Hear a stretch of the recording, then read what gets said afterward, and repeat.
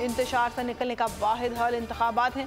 हकीकी आज़ादी मार्च आज रवा। खान आयन के मुताबिक अगर आप उसको ये रिपोर्ट दे दे तो मैं आपको अपनी 4 सीटें दे दूंगा। मौलाना खान साहब वो जो रिमोट हमें दे दे और वो जो नीली पीली चैनल है वो लगाए।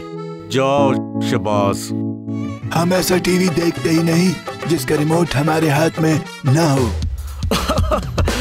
और यहाँ पे कोई 2 नंबरी नहीं चलेगी।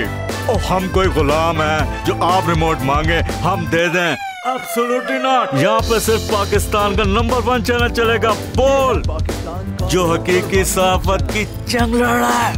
पाकिस्तान के लिए कोई और नहीं, सिर्फ बोल खड़ा है। आप सब भी बोल देखें।